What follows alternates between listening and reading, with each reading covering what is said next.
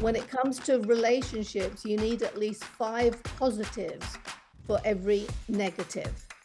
Did you hear that?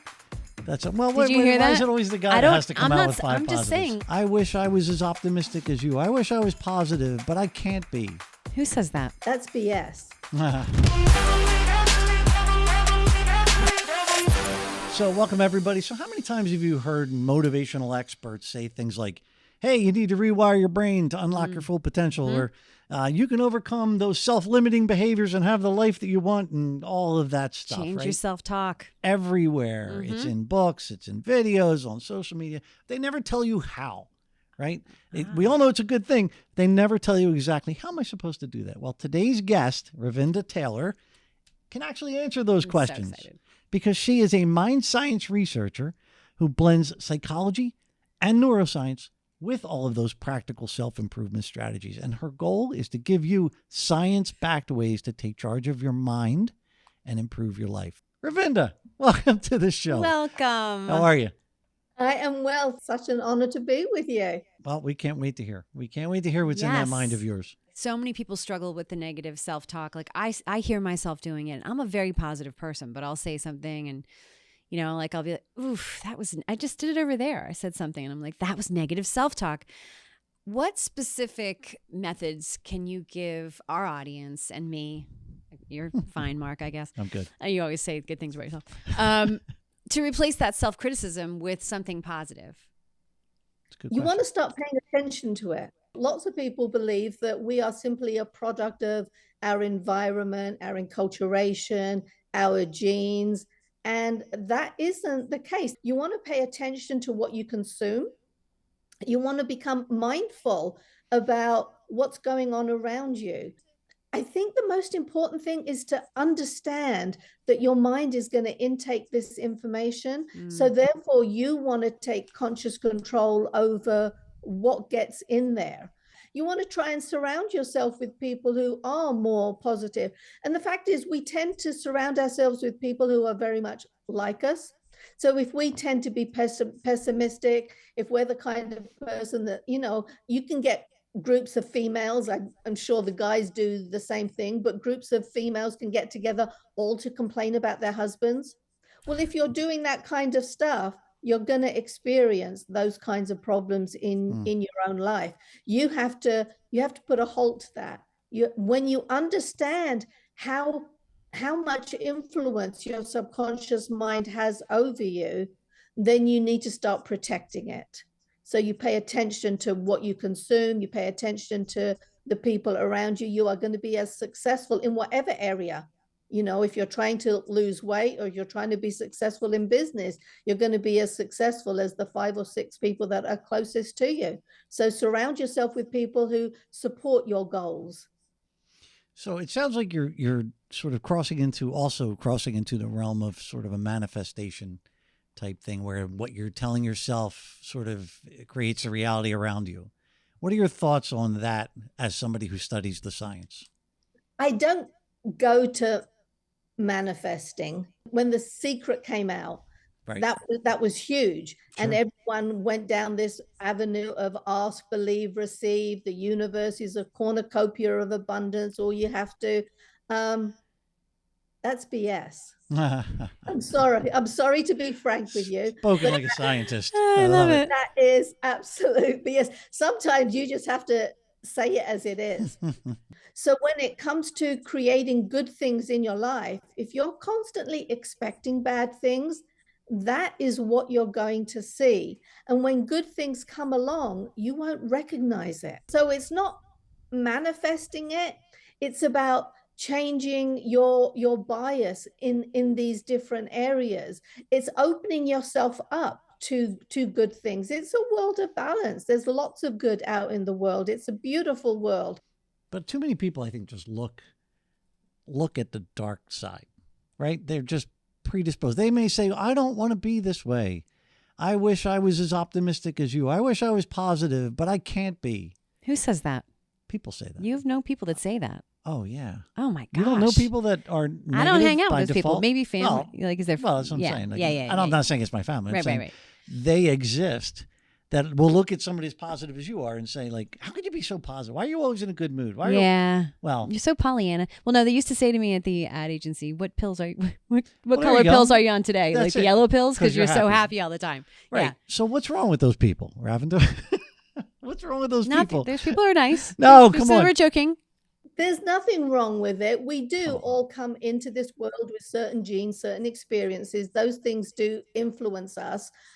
So some people are more optimistic and some people are more pessimistic. That's just the way it is. But it doesn't have to stay that way. Exactly. Now, let me give you some incentive for exploring ways to change. In the nurses' research that was done, what they found was that the nurses who were more optimistic had significantly less chances of dying from different diseases. The optimistic nurses had a 16% lower risk of dying from cancer.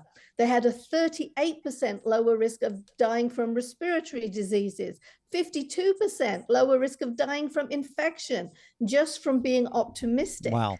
They did some research on nuns. And what they found was that nuns who were keeping in their journals, when they were expressing optimism, after they passed away, these same nuns, in an autopsy, you could find that their brains were full of Alzheimer plaques, but it never expressed itself. Wow. Yo. Seriously? That to me was absolutely huge. The fact that if you can stay optimistic, if you stay engaged in life, you don't have to go down the path of dementia and Alzheimer's. So you want to keep your mind active. You want to stay positive. That will predict better relationships, more success in your career, higher finances. There was 2 bits of research that I looked at that I found really interesting. They were looking at baseball cards and high school photographs. And what they found was if the individual was smiling in that picture, they would live longer. What? That's simple. Come on. Now, if they had a small smile, they would live on average 2 years longer. And if they had the big Duchenne smile, the Duchenne smile is the one that reaches up to the eyes, crinkles up the eyes, the ones that will give you all those lines. Yeah. If they were doing that, then they would live on average 7 years longer. That is wild. So there are really simple things. So smiling can bring success to you. It can help you live longer. It can help you be happier. If you're a pessimistic kind of person, at the end of the day, keep a journal and then write down not only what you are afraid is going to happen, but how it may not happen at all, or how it may not go down the way that you think it will. And when you do that, you will find most of the time, the worst things don't happen. Mm-hmm. The worst things rarely ever happen. So spending all of that time being pessimistic, imagining the worst, it's a waste of time. It's a waste of time. It's not going to help you, and it's going to create all of these other issues. So keeping a gratitude journal, keeping an optimism journal is a great technique. Being afraid is a waste of time, because most of the times it's not going to happen, and you're just detracting from your quality of life right now. But when you keep a journal, you get to see this actually acting out. So you write down your fears, you write down what could happen. And you see that it doesn't. So that becomes part of your experience. We're laughing because we're fighting over the mic. I know, we both want to talk. Ask Go ahead, you question. can ask. Yeah. So, and maybe the answer here is maybe we have a journal. Maybe we have the same question. That would be crazy. Never happens. It never happens. There are people watching right now. Some of them will be saying, "I wish I had more money. I wish I." Others will be, "I wish I was happier." Others, "I wish I had a better relationship." Others, "I wish I just felt better about myself or had more confidence." Like what? And they come to you like, what does the science tell me to do today? That's a big one. That is exactly where I go to. Lots of people will come to me with this whole array of things that they want to fix. They want to be successful in their relationship. They want to be successful in their business. They want to be successful. They can just create these huge lists of what they would like in life. And I always say, break it down. Break it down into simple goals and ask yourself, what would make me happier today? Make that your goal. Forget these huge lists. When you've got huge lists, you get too diverted, you're unfocused, you become very impractical in your solutions. What you want to do, when you think about it, what we all want is to be happier. So what can we do today to make ourselves happier? I told my daughter this morning, because I knew we were talking to you, she was feeling like, I'm not sure I want to go to work today. Like, I'm tired. And, so I said, why don't you just smile and replace that with, I am so excited to go to work today, because you can change that. And I'm talking to someone today about that. So of course she's like, what? And of course she didn't do that. And she's like, that's not going to, basically I know what she's thinking. Right. But That's stupid. How will that work if I just say to myself, I'm excited and I'm happy to go to work, and smile? So what is it? What is the science? Like, what happens when you do that? And is that true? Can you just say to yourself, I'm really excited that Mark's my co-host, and really mean it? That's a valid point. I fully support and understand I mean it. That sentiment. It depends how deep the subconscious programming is. Sometimes you can't just talk yourself happy, but you can find techniques to make yourself happier. When you're happy, you smile. But if you put on a smile, your brain will produce happy brain chemicals. I will smile at myself. And rather than saying, oh, I'm happy, everything is wonderful, I will say something encouraging. You can do this. You've got this. It's okay. To add to the happiness, if you step outside, if you feel the sun, your brain will produce those happy brain chemicals. There is a great deal of science about experiencing awe, because that brings you back into context in the world. Rather than being obsessed by all the things that you're afraid of, you see that you are just a small part in this beautiful creation. And that creates a sense of inner calmness. Drop more science on us. Give me more research. In mind training, I discuss about 200 different independent scientific research studies and try to pull that information out.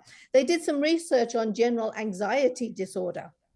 They had these kids come in that are dealing with anxiety, and they were told to visualize a positive outcome, to verbalize a positive outcome, or just picture something positive that was unrelated. They found that in all three conditions, people would feel better. When we talked earlier about some of these, the Optimism journal or the gratitude journal, what they find too is that when you do that today, they show that down the highway, that there was some research they did, that they looked 6 weeks down the highway, and they found that people were more positive then as well. It's not that life changes and stressful events don't occur. It's the fact that you don't register them as being stressful. So people actually reported fewer stressful events. Their lives were the same, but it wasn't affecting them in the same way. Makes perfect sense. That is so cool. Perfect sense. And it's chemicals that are released in your brain. That's the science. It's chemicals that are released in your brain. It's the pairing, it's the neuroplasticity, where you pair different experiences. So you don't have to have these stressful things that get triggered automatically. You pair something positive with it. Why do you think is the number one reason that people self-sabotage? Conflicting desires. Perhaps we want to be successful, but we're petrified of public speaking. Well, when situations come along to be successful, you invariably reach a point where you have to speak to people. You have to speak to other people. You have to speak to groups. You have to do public speaking. That comes in conflict. So maybe you sabotage your ability to get the promotion for that. You have to get your inner goals in line with your outer goals in order to see success. And how do you do that? by paying attention to how your subconscious is programmed, by understanding how your subconscious mind works, by taking control of that programming, by getting into the driver's seat of your own life. It is all simple. There are so many techniques in mind training that are really, really simple. You just have to start putting them into practice. And so therefore you have to have enough desire to start paying attention to my thoughts and understanding how important every thought we have actually is. What I really love about this is there are times when you're in a crappy mood, right? And you're downstairs having your first tea of the day. I don't know if you get in crappy moods. I get in crappy moods sometimes. And I'll try to tell myself, because I know this, like this is something that's easy to understand but hard to do, right? Because I'll be sitting there saying, why are you in this mood? And obviously there's some reason, whatever it is. Let's switch the flip. Let's flip the switch. Let's flip the switch. Is what Take your pick. Take your pick. And I will say to myself, you are happy today. This is a great day. It's sunny outside, and I'll give myself sort of that positive self-talk. It doesn't always work 100%. I have to be honest, but at least I try. Is that one of the things that you think people should do? It's great. It helps. That is definitely one step. Me, when I'm in a bad mood, first of all, I acknowledge, hey, I'm definitely cranky today. I need to do something about it. What can I do? And I will frequently step outside. Okay. Step outside, take a few deep breaths, remind myself I'm in control. I'm in control here. But you give the body the opportunity to produce some of the happy chemicals that can turn off the cranky stuff. You know, maybe you do get yourself a treat, maybe a hug. Hugs are one of the best things that you can do. You know, if you can get 8 hugs a day, and that will make a huge difference. Yes, 8. Yep. I tell my daughter that all the time because she doesn't. 8? You tell her 8 hugs. Well, I tell her we should be having 8. Like I'll grab her and make her hug me, and I'll be like, "This is one of 7." And oh my gosh! Yeah, she's 24, so she's like I gotta go. I gotta go to work. Yeah, it's not gonna work for her if she's resistive to it. Right. You know? And that creates it. So the person that you're hugging has to want to be hugged. Right. Then it's not. It's true. Really okay, fine. That's. I'm like tackling her. But it translates to pets as well, though. You know, you don't necessarily have to hug a person. Go hug your dog. Oh, I love that. Go hug your dog. If you're having a cranky morning, sit on the floor and hug your dog or your cat. Or whatever. But you also first have to kind of pay attention to the fact, like we're not saying just disregard your cranky feelings, right? You know, you might want to take a second to think about those feelings, right? Like, why am I feeling that way? But then once you've had a second, right, to let it filter through, then say, okay, what are we going to do now? I think that's great self-awareness. Right? Yeah. Were you cranky earlier today? Yes. Yeah. It's a crazy day. She needed a hug. I did. I didn't get a hug. She needed 9. No time for hugs today. I need 10. Stockpile them for next time. This has been awesome. What is next for you? What is next for me? I am teaching people. I think the most important thing is understanding how powerful your mind is and how much control you have over it. I love talking to people who are trying to create a better world. And this has far-reaching consequences. When you look at the idea of free will, when you make changes in yourself, you become part of somebody else's experience. And when you're part of somebody else's experience, they see that it's possible. So maybe they try it too. I'm trying to be part of other people's experiences to show them how much power they have and, you know, to demonstrate all the things that they can achieve when they take control of it for themselves. I'd like to wish you that. So good. Is there anything else you think our audience needs to know about mind training?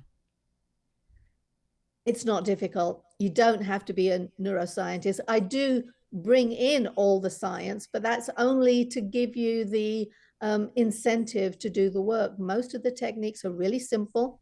In mind training, the longest technique I have in there takes 12 minutes. Wow. That is the longest one I have. Most things you can incorporate into your life, habituate into your normal routines. It's about changing habits, about creating different habits. But doing that will change your life. Stuff's right up my alley. I'm going to check out the book. Totally. Thank you so This much. is something that, Yeah. We love will it. Totally we love get this into this. stuff. Yeah, we really, we were so excited to talk to you, and I'm so glad we did. That reminds me of what you said. What you do is when you have something that's in front of you that's tough, you think about the moments after. Yeah. And how great you're going to great. feel. I've actually tried to talk about that with both of my kids. Like, when you're finished with this difficult thing, think about how you're going to feel, right? It is. And if you've done that difficult thing, that sense of achievement, Sure. you have done it. You have got through it. Now you're on the other side, and you can relax and enjoy it. So yeah, I will frequently think to the other side of a difficult situation. This is great. Can't thank you enough for coming on the show. I mean, I love this. I could talk forever about this. Flew by. Flew by. Thank you for being the voice of science in this world that so many of the stuff is just a TikTok video, and it's just, just people trying to sell you stuff. You're pontificating. It's just great. You're pontificating. But I really appreciate the fact that it there's is true. Scientific research to back up stuff. Yes. To back up the fluff, like I said at the intro. I can't wait to read this book. I am not pontificating. You kind of are. But I also used another big word again. You did. That's two. That's two. You know what? You get an extra hug just for that. Thank you, Ravinder. Thank you so much for coming on the show. We really appreciate it. Thank you so much for having me on. I've enjoyed talking with you both. You're both delightful. You are delightful. Thank you. We're all so positive here today. Thank you guys for watching. We will see you.